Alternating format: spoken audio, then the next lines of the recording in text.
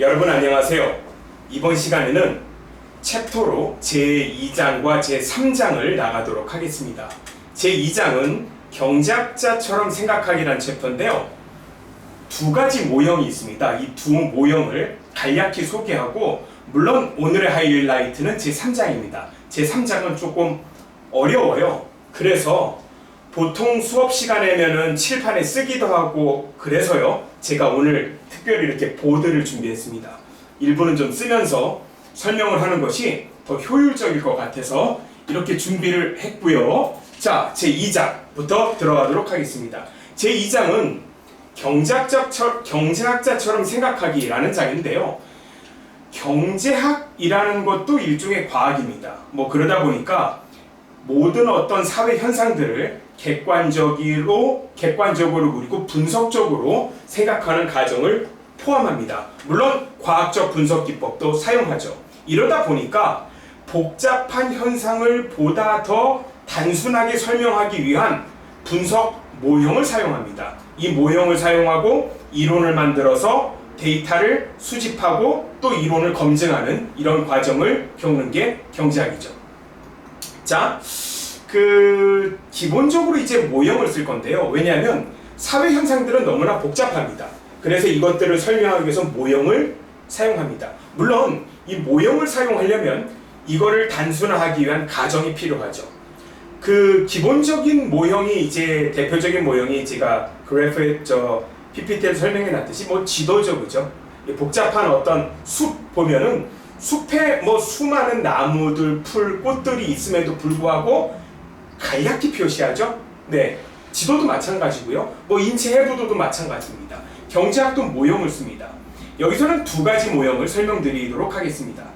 첫 번째는 경제순환 모형이고요. 이 경제순환 모형을 미시경제학을 전체 조망할 수 있는 아주 좋은 모형입니다. 그래서 경제가 어떻게 순환하는지, 물론 현실은 굉장히 복잡하지만 모형화했죠. 요걸 소개할 거고요. 두 번째는 거시경제학에서도 많이 나오는 생산 가능 곡선에 대해서 알아보도록 하겠습니다. 자, 첫 번째가요. 경제 순환 모형이라는 건데요. 기본적으로 미시경제학을 봤을 때 경제 순환 모형에서는요. 영어로 말하면 two player, two market 모형입니다. 경제 두 주체가 있죠. 하나는 기업과 가계입니다. 물론 이거를 확장해서 정부를 넣기도 하지만 일단 정부를 여기서 제외하고 주 플레이어인 기업과 가계를 넣고요. 그리고 두 시장이 있습니다. 하나의 시장은 여러분들이 물건을 사고 파는 재화 서비스 시장이고요. 또 하나는 우리가 소비자이기도 하지만 공급자이기도 하죠. 우리가 공급자가 되는 생산 요소 시장입니다. 생산 요소에 3요소가 있죠. 아마 중학교 때 배운 걸로 제가 기억하는데 토지, 노동, 자본입니다. 물론 미시경제학에서는 셋 다 분석하지만 굉장히 중요한 게 노동이죠. 우리는 노동을 공급하니까요. 그래서 기본적으로 two player, two market 이 모형으로 구성이 되어 있죠. 자, 경제순환 모형을 그림으로 나타내 봤습니다. 두 가지 시장이 위아래 있죠. 재화 서비스 시장 그리고 생산 요소 시장. 기업과 가계를 중심으로 놨을 때 전체적으로 이제 돌아갑니다. 기본적으로 이제 녹색으로 놓은 게 돈의 흐름이고요. 고등색으로 표시한 게 실물입니다. 그래서 위를 중심으로 보면 재화 서비스 시장에 기업은 여러분들이 봤을 때 왼편에 있는 기업은 재화 서비스를 공급을 합니다. 판매를 하죠. 이 판매하는 걸 우리는 구입을 합니다. 돈은 반대 방향으로 가겠죠? 구입하면서 가계가 지불하는 돈을 우리는 지출이라고 하고요. 이 지출은 기업 입장에서는 수입이라고 하죠. 전체적으로 돌아가죠?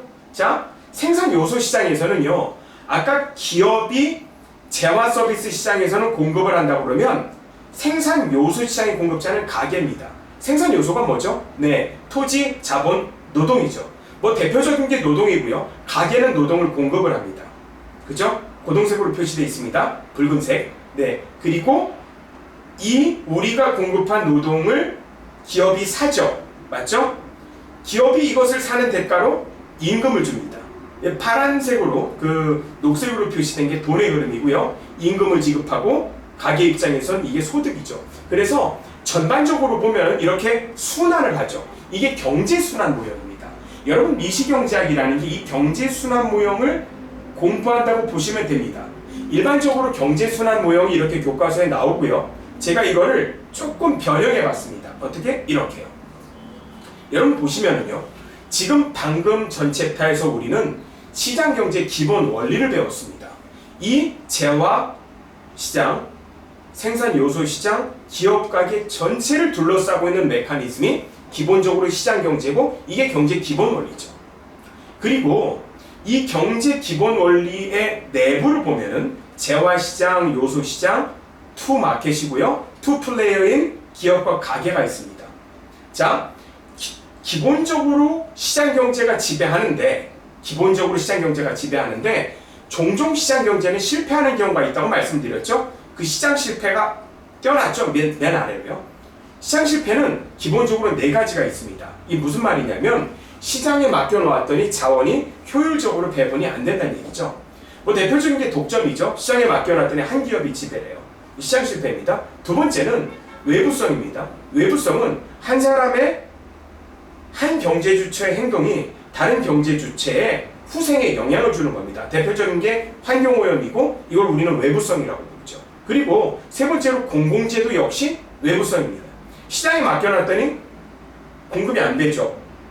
뭐 대표적인 게 도로나 항만이나 이런 것들을 뭐 예를 들면 특정 기업이 아무리 돈이 많다 하더라도 공급하진 않으니까 이거는 되게 정부가 공급합니다. 그리고 네 번째가 정보 불균형입니다. 이 시장 실패에 대해서는 뒤에 따로 배울 겁니다. 자, 그래서 전체적으로 조망하면은 지금 슬라이드에 나와 있는 그림처럼 이렇게 됩니다. 여러분 미시경제학이요. 제가 지금 저를 봤을 때 오른쪽이죠. 슬라이드에 띄워놓은 이것들을 하나하나 배우는 것들이 미시경제입니다. 이거 다 배우면 미시경제 끝이에요. 뭐 기본적으로 이제 막 챕터를 열면 우리 수요 공급 원리에 대해서 배우고요. 그리고 기업의 행동에 대해서 배웁니다. 제가 작게 써놨듯이 기업은 기본적으로 이윤 극대화 행동이고요. MR과 MC가 같은 데서 생산합니다. 가게는요, 효용 극대화라고 무차별 곡선하는데 이것은 미시경제학 제일 나중에 배웁니다. 중간에 이제 시장을 배워요. 시장은 기본적으로 4가지가 있습니다. 완전 경쟁, 독점적 경쟁, 과점, 독점. 이것들을 하나하나 분석하고 하나하나가 미시경제학의 챕터들이죠. 그리고 다 배우고 나면 생산 요소 시장에 대해서 배웁니다. 뭐 아주 유명한 임금 결정 이론에 대해서도 공식도 써놨습니다. 이게 완벽히 진행되냐면 그렇진 않죠. 그래서 시장 실패, 독점, 외부성, 공공재, 정보 불균형 이것들이 각각 독립적인 챕터들입니다. 이것에 대해서 배우게 될 겁니다. 자, 그래서 첫 번째 모형인 경제 순환 모형 이해하셨죠? 이거를 배우는 이유는 시각적으로 경제 전체 흐름이 이렇게 흘러가고 있다는 것을 보는데 아주 유용한 모형입니다. 자, 두 번째 모형은요. 거시경제학에서도 많이 나오고 그리고 미시경제학에서 응용이 되는 그리고요. 국제무역론에서도 나오는 생산 가능 곡선이라는 겁니다. 뭐 여기쯤 됐을 때 아마 칠판을 쓰는 게 필요할 것 같은데요. 여러분 생산 가능 곡선의 정의는 한 나라 경제가 주어진 생산 요소와 생산 기술을 사용해서 최대한 생산할 수 있는 산출물의 조합을 나타내는 곡선이 생산 가능 곡선입니다. 생산 가능 곡선을 이용해서 아래의 개념들을 이해할 수 있다는데 내용을 한번 보도록 하겠습니다. 자, 슬라이드 보시면은요. 어떤 가정을 했냐면 한 나라 경제가 컴퓨터랑 자동차 2개만 생산한다고 가정하고 생산 가능 곡선을 그린 겁니다. 여러분 이렇게 제가 그 교과서에 나와 있다고 생각하고 이 생산 가능 곡선을 그리면 많은 학생들이 질문을 하더라고요. 아니 한 나라 경제에서 수많은 재화와 용역을 생산할 건데 어떻게 2가지로 나타낼 수 있냐고요. 이게 기분 나쁘신 분들을 위해서 제가 다른 그림을 하나 그리죠. 자, 이번에는요. X축, Y축을 자동차랑 컴퓨터라고 가정하지 않고요. 이렇게 가정하면 어떨까요? X축을 중공업이라고 가정할게요. 영어로 말하면 heavy industries죠.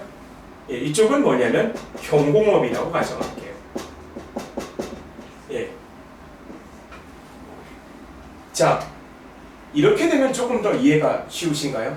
한 나라에서 생산된 모든 것들을 뭐 컴퓨터, 자동차 이렇게 하지 말고요. 두 가지로 나눠서 중공업 아니면 경공업으로 이렇게 나눌 수 있죠. 맞습니다.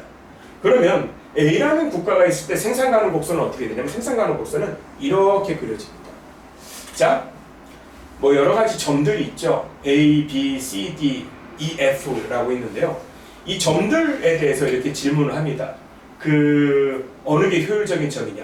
왜냐하면 자, 앞 슬라이드로 가시면 생산 가능 곡선에서 알 수 있는 게 효율성의 개념이라면서요. 자, 그러면 어디가 효율적이죠? 아마 C랑 D는 제외하셨을 테고요. 아마 A, B, E, F에서 많은 고민들을 하셨을 겁니다. F, E는 아닐 것 같고요. 그리고 대개 A, B 중에 고민을 하죠. 어느 걸 할까? 아니면 둘 다 할까? 정답은 A, B, E, F 모두 효율적인 점입니다. 자, 무슨 말이냐 하면은요. 생산 가능 곡선의 정의가 뭐죠? 한 나라 경제가 주어진 생산 요소와 생산 기술을 사용해서 최대한 생산할 수 있는 산출물의 조합입니다. 여러분 여기 나오는 중공업, 경공업은 산출물이죠. 어느 나라 경제가 한 나라의 생산 요소 기술을 집중해서 경공업을 만들 때 여기가 생산 가능한 일종의 변경이라는 겁니다. 만약에 이 나라 경제가 경공업을 선택하면 여기겠죠. 여러분 여기를 선택할지 여기를 선택할지는 어떤 의미죠? 예, 선택의 의미예요.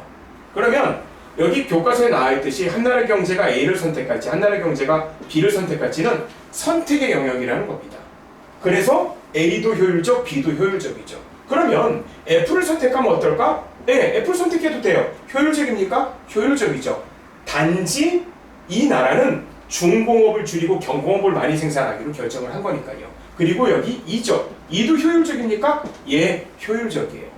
다만 여러분 D는 효율적인가요? D는 비효율적인 점입니다. 왜냐하면 더 중공업, 경공업을 더 늘릴 소지가 있죠. 이건 비효율적이고요. 그리고 교과서에 나와 있는 C는요. 네, C는 생산 불가능한 점입니다. 현재로서는요. 그래서 생산 가능 곡선이요. 한 나라 경제가 주어진 생산 요소와 그리고 생산 기술을 총합해서 만들 수 있는 변경을 비주얼하게 나타낼 수 있는 모형 중에 하나인 거죠. 만약에 이게 늘어나면 어떻게 될까요? 예, 예상했듯이 이것을 우리는 경제 성장이라고 합니다. 하나하나 따져보면 생산 가능 곡선으로 알 수 있는 것들. 첫 번째, 효율성을 알 수 있죠. 그 나라 경제가 F, A, B, E에서 생산한다면 효율적인 상태입니다. 만약에 D를 생산하고 있다면 비효율적인 상태죠. 여러분 두 번째 나오는 개념은 트레이드 오프입니다. 여러분 트레이드 오프라는 거는 뭐냐면 일종의 교환이죠. 다시 말하면 하나를 얻기 위해서 다른 하나를 포기해야 된다는 일종의 기회비용을 나타냅니다. 두 번째 트레이드 오프랑 세 번째 생산 비용이랑 두 개는 굉장히 밀접한 관련이 있습니다. 다시 말하면 A에서 B로 이동한다는 것은 중공업을 이만큼 얻기 위해서 경공업을 이만큼 포기돼야 된다는 거죠. 맞죠? 이게 트레이드 오프예요. 세상에 공짜가 없다라는 것이 바로 생산 가능 곡선에서도 그대로 드러납니다. 자, 이제 두 번째, 세 번째 연관관계 오시죠. 기회비용입니다. 생산 가능 곡선의 기울기죠, 결론.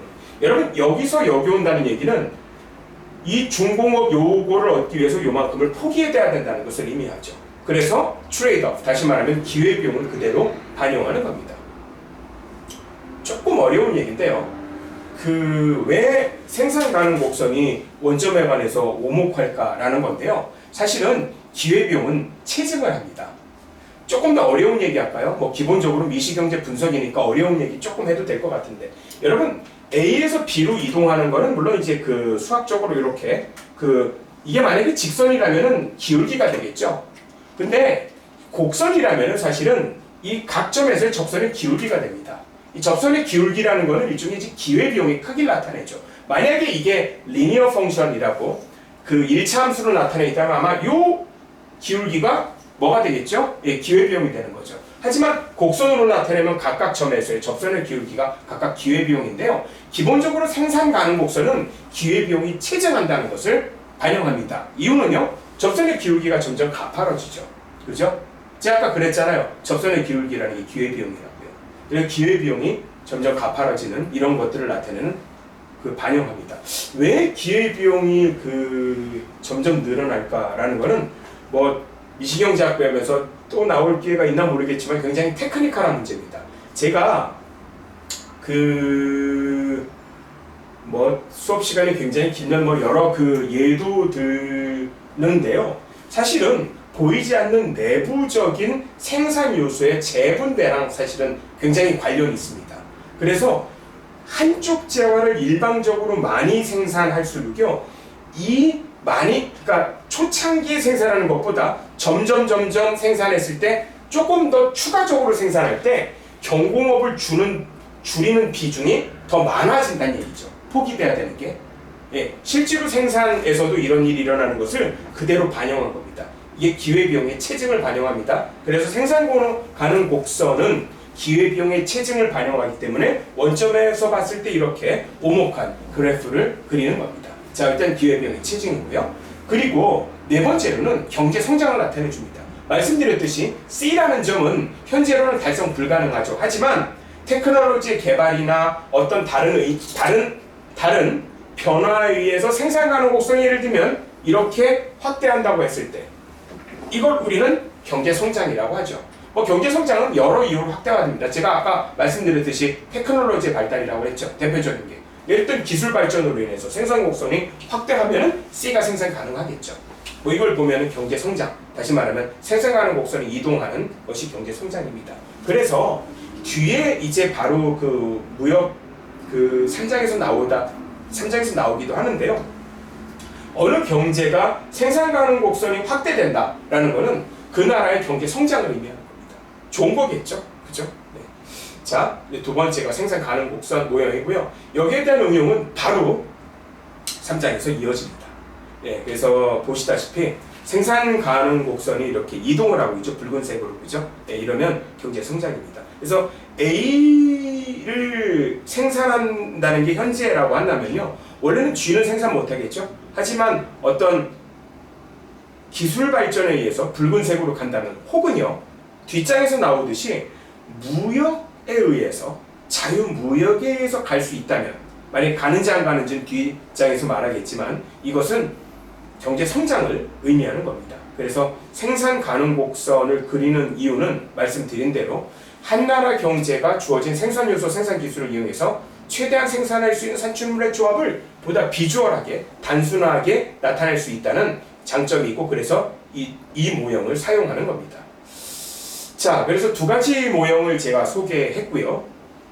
그 다음은 미시경제, 거시경제 차이에 대해서 말씀드리는데, 저는 미시경제 분석이니까 당연히 미시경제에 초점을 맞추는 거고요. 미시경제에 초점을 맞춘다는 것은 각 개별 생산 주체들의 행동을 분석합니다. 그래서 기본적으로 기업이 어떻게 행동을 하는지, 이윤 극대화를 위해서 어떻게 행동을 하는지, 소비자가 어떻게 행동을 하는지, 산업 구조가 어떻게 돼 있고, 시장이 어떻게 돼야 효율적인지, 이런 것들을 이해하고 이것들을 분석하는 학문이 바로 미시경제학입니다.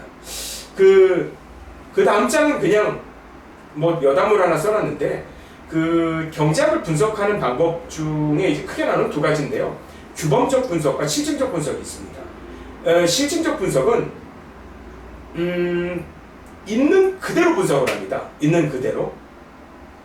뭐 영어로 말하면 describe the world as it is죠. as it is. 있는 그대로.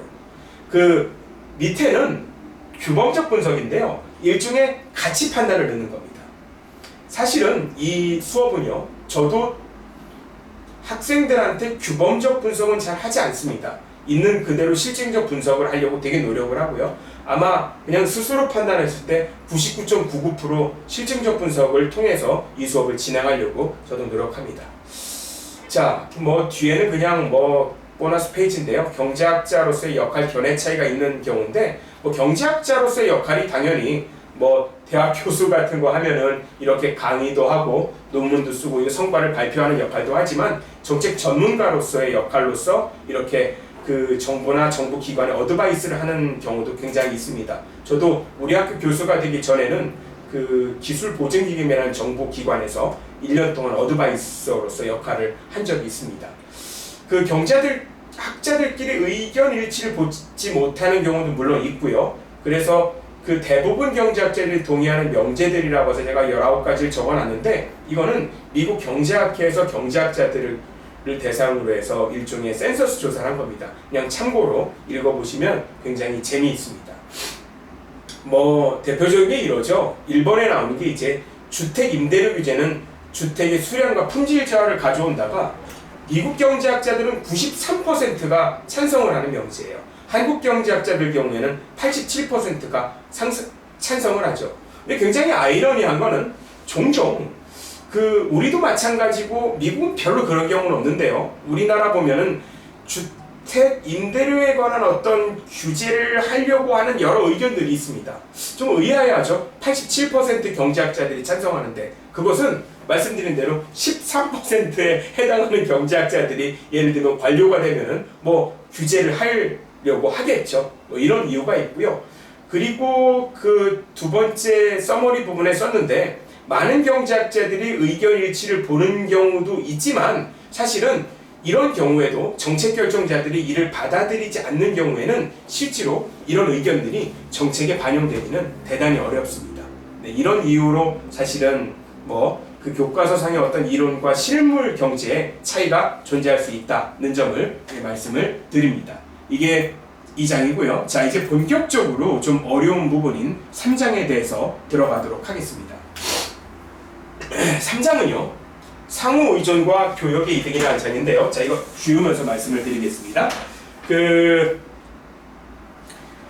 저희가 프린서플 경제학의 10대 원리를 배울 때 배웠던 원리 기억하실 겁니다.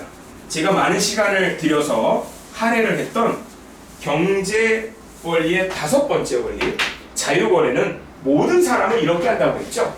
여기서는 그 장에 관한 증명입니다. 정말 모든 사람에 대해서 모든 사람이 이렇게 할까? 여기에 관한 직관적인 예는 제가 이미 백초경제학에서도 말씀드렸고 그리고 수업 시간에도 한 번 더 이 말씀을 드렸습니다. 근데 이 장에서는 이거를 좀 한번 구체적인 수치를 넣어서 증명해보는 시간을 갖도록 하겠습니다. 자, 여기 교과서에 예라고 해서 3-1이 있는데요.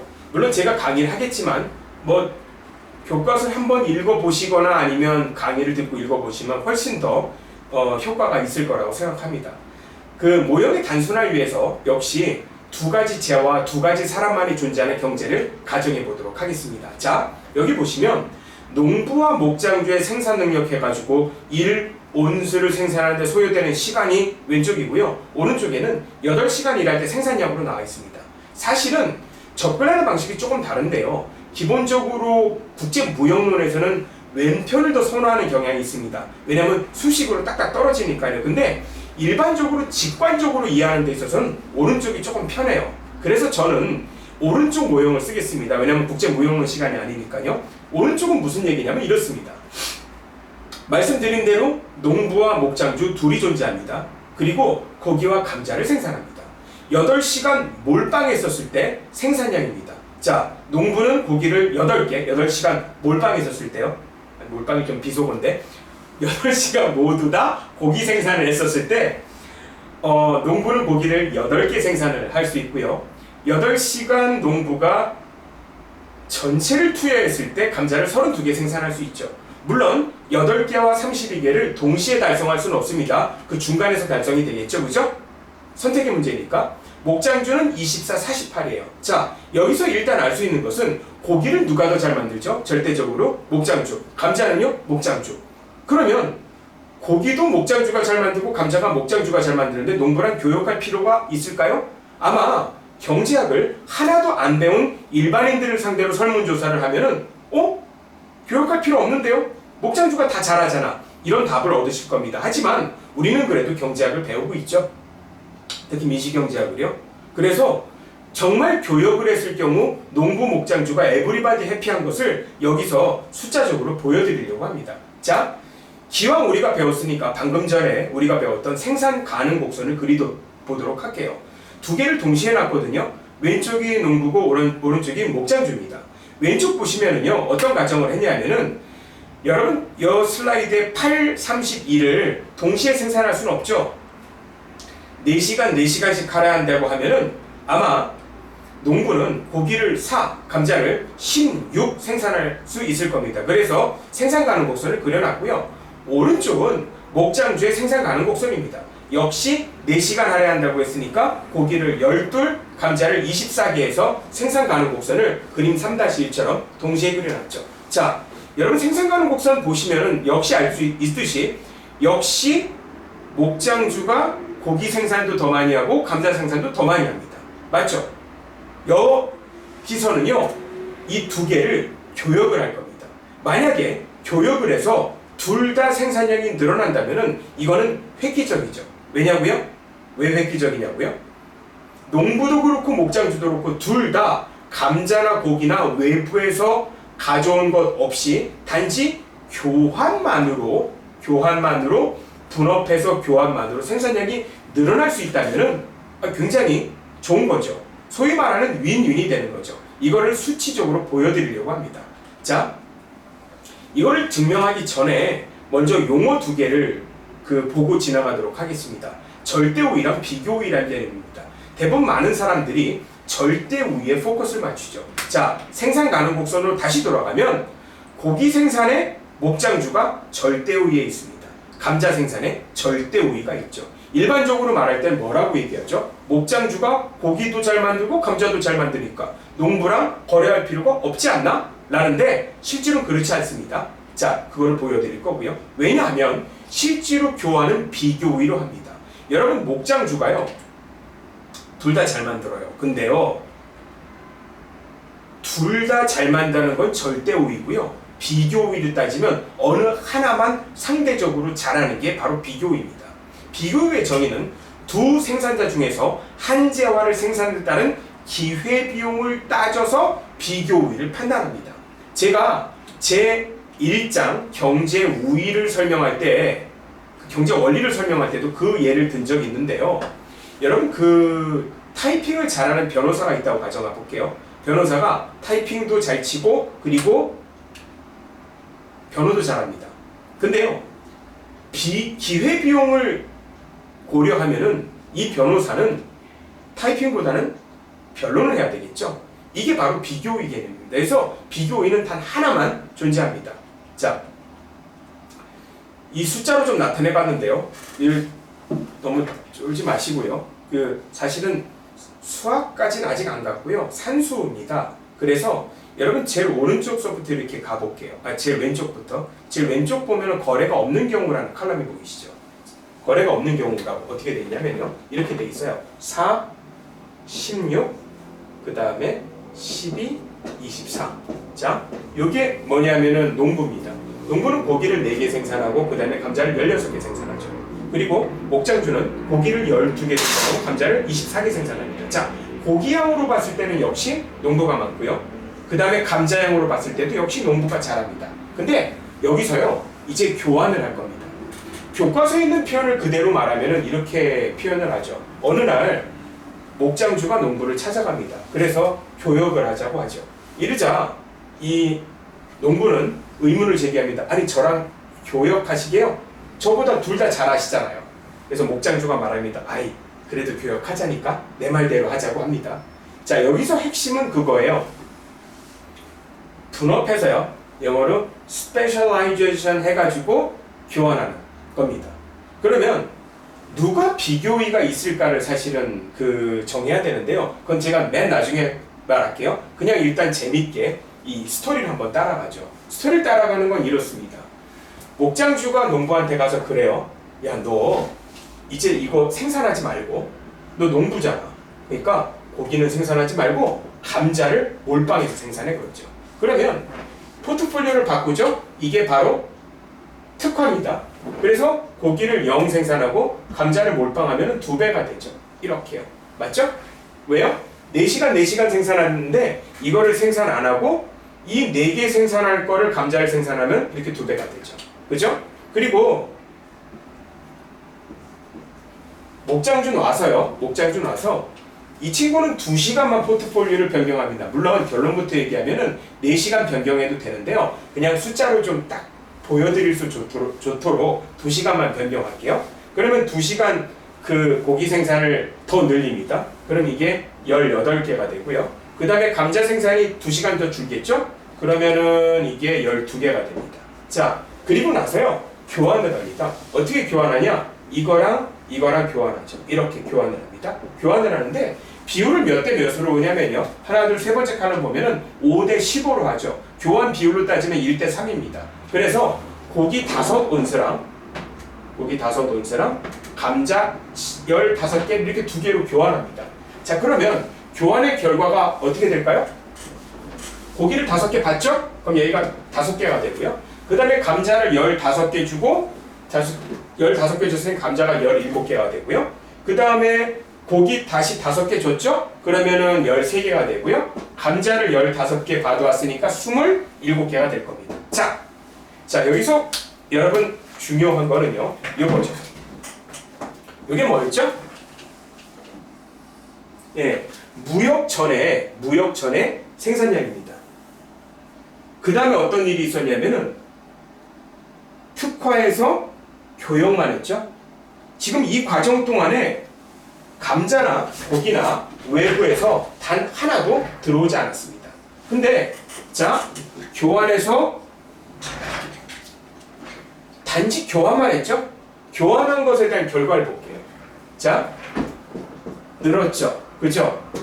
늘었죠? 그 다음에 몇 개 늘었어요? 늘었죠?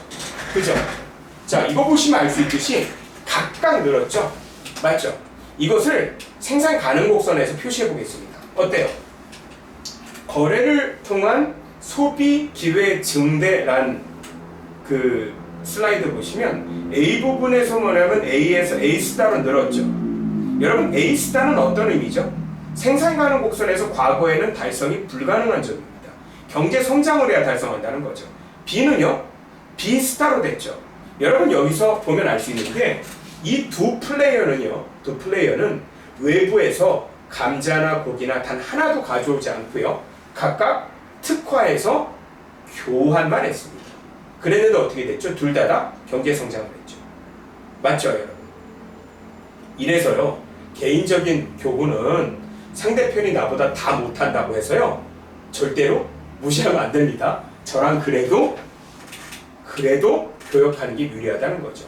여러분 농부와 목장주를 사실은 국가 레벨로 확대하면은 국제 무역론이 됩니다. A 국가가 있고 B 국가가 있는데 A 국가가 둘 다 못해. 그럼 무역하지 말까요? 아니에요. 그래도 잘하는 게 있다는 얘기죠. 상대적으로.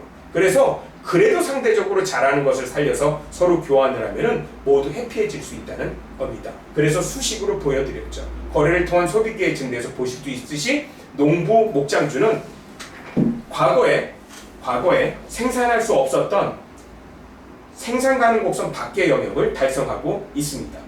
자, 여기서요, 사실은요, 그 두 가지를 정해봐야 됩니다. 뭘 정해보냐면요, 그 두 가지 의문. 첫 번째, 왜 농부는 감자만 생산했지? 라는 거고요. 왜 교역 비율을 1대 3으로 했을까? 이 두 개를 사실은 정해야 됩니다. 이게 좀 테크니컬해요. 여러분 여기서요, 기회비용을 측정해야 됩니다. 자, 여러분 여기서요, 기회비용을 측정할 때 먼저 감자를 기준으로 제가 기회비용을 한번 계산해 볼게요. 감자를 중심으로 기회비용을 계산할 건데, 여러분 농부 기회비용을 계산해 볼까요? 농부는요, 원래 생산량을 기준으로 본다면은 감자가 자, 슬라이드를 볼까요? 감자를 16개죠. 맞죠? 감자를 16개 생산합니다. 맞죠? 근데요, 감자를 16개 생산하는 것은 뭐예요?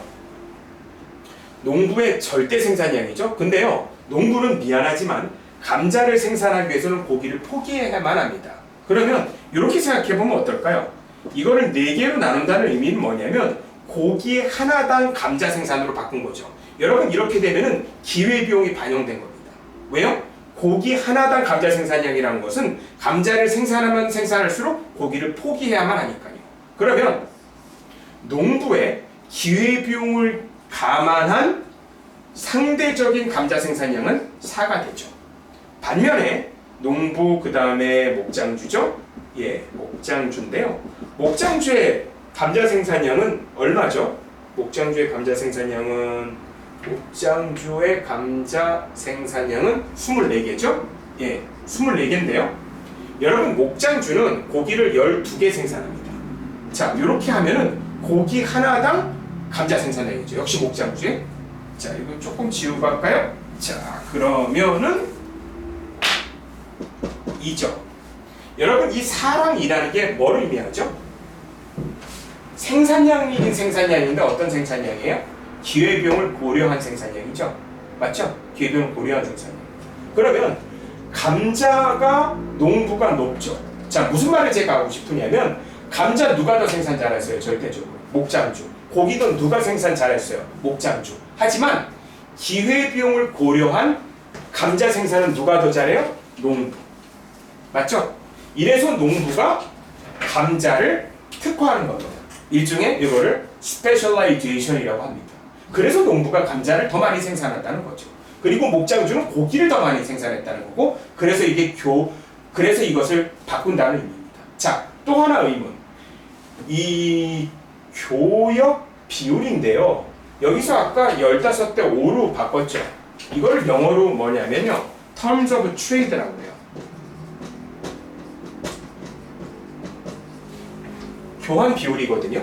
여러분, 교환 비율은 어디서 정해지냐면 기회비용 사이에서 정해집니다. 여러분, 기회비용이라는 게 지금 아까 사랑이랑 어떤 숫자죠? 사랑이라는 거는 기회비용을 고려한 감자 생산량이에요. 맞죠?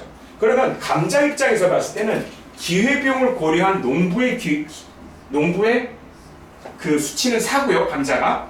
여기 목장주는 2입니다. 여러분, 사랑이랑 있는 요 수, 대표적인 정수가 3이죠. 그래서 1대3으로 바꾼 겁니다. 만약에 이 교환 비율을 1대3으로 안 바꾸고 예를 들면 2.4대1로 바꾸면 어떻게 되죠? 예, 그래도 성립이 됩니다. 아니면 3.5대1로 바꾸면요, 그래도 성립이 됩니다. 근데 왜 1대3으로 바꾸냐? 정수니까 딱 떨어지잖아요. 그래서 기회비용 사이에서 보통 바꾸면 됩니다. 저는 여기서는 감자를 중심으로 말씀을 드렸고요. 사실은 감자가 아니고 고기로 해도 똑같은 결과가 나옵니다. 그건 여러분들이 해보시길 바랍니다. 자, 그래서 두 가지 의문을 풀고 이렇게 갑니다. 그래서 그 거래를 통한 소비 그 기회 증대 슬라이드에서 보시면 거래를 통해서 농부도 해피해지고 목장주도 해피해지는 이런 결과를 얻게 됩니다. 예, 그래서 이 기회비용이 그 감자를 기준으로 했고, 그 다음에 고기를 단위로 해서 기회비용 계산은 슬라이드 해놨으니까 보시고요. 그래서 말씀드린 대로 절대우의 기회비용과 비교의 여기에 대한 개념을 이렇게 해놨고요. 뒤에 슬라이드 가시면 이제 기회비용을 계산해놨습니다. 그래서 여기 보시면 4, 2, 4분의 1, 2분의 1이라는 익숙한 숫자들이 눈에 띄실 거고요. 이런 것들을 뭐라고 그러냐면 비교의라고 하고요. 비교의에 의해서 교육했을 때 모든 사람들이 다 이득을 얻는다는 의미에서 이거를 우리는 교역의 이득, 이런 표현을 쓰고 있습니다. 제가 그 두 연습 문제를 넣어놨거든요. 그 A, B국이 자동차 옷을 생산하고 있다. 이 두 나라가 자동차와 옷을 생산하기 위해서 필요한 단위 노동 투량은 다음과 같다고 해서 객관식 문제를 넣어놨습니다. 문제를 넣어놨는데요. 여러분, 이거는 한번 풀어보시죠. 한번 풀어보시는데 제가 힌트 하나 알려드릴게요. 여러분, 아까처럼 풀면 이건 조금 곤란해요. 이유는요, 여러분 4, 16, 12, 23 뭐였죠? 생산량이에요. 많을수록 좋아요. 근데 저 매트릭스 상의 숫자는 뭐라고 그랬죠? 예, 단위 노동 투입량이라고 그랬죠? 이번에 뭐냐면 비용입니다. 제가 아까 이거 계산할 때 많을수록 좋죠? 예를 들면 감자 생산량을 농부랑 목장주랑 할 때 농부는 기회비용을 고려한 감자 생산량이 4, 목장주는 기회비용을 고려한 감자 생산량이 2라고 나왔죠.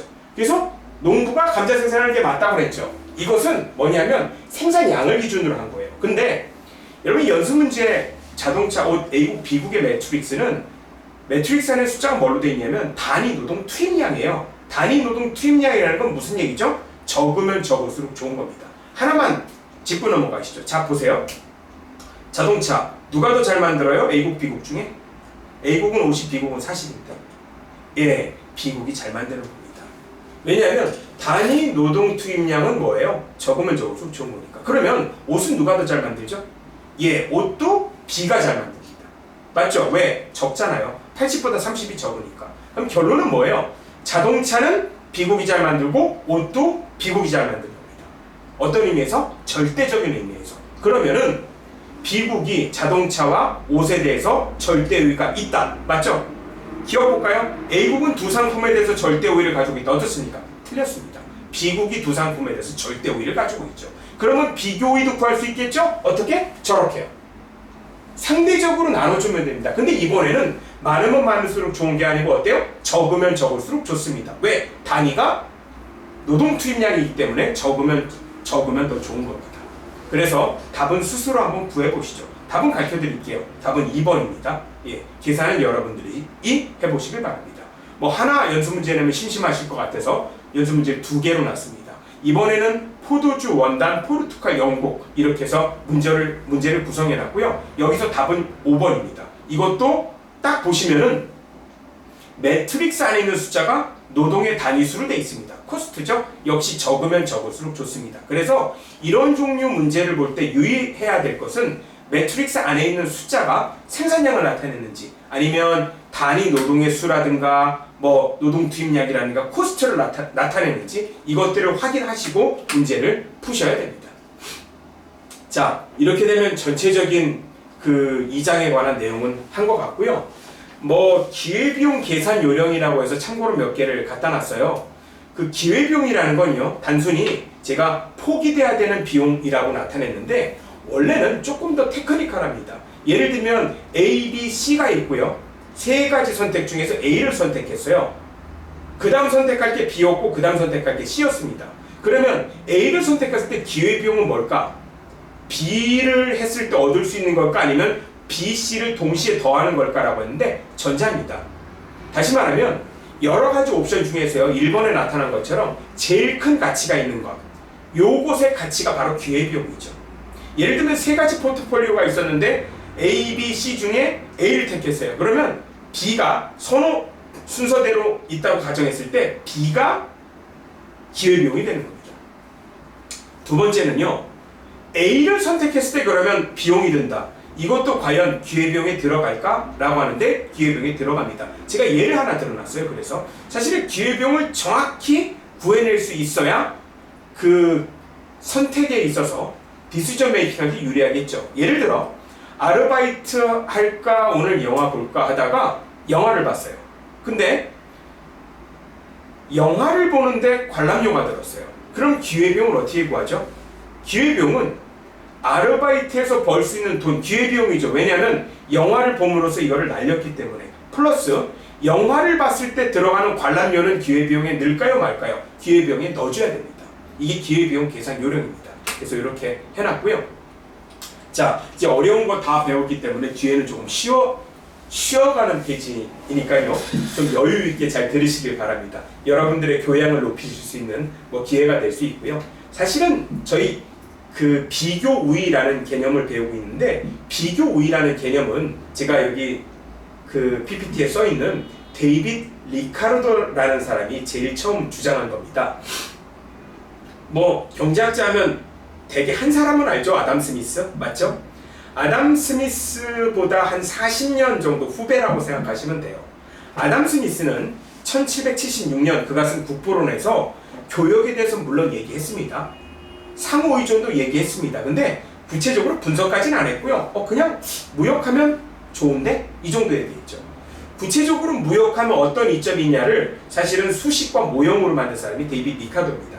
여러분 연습 문제에서 그 두 번째 연습 문제 포르투갈, 영국, 포도주 원단 모형 있죠?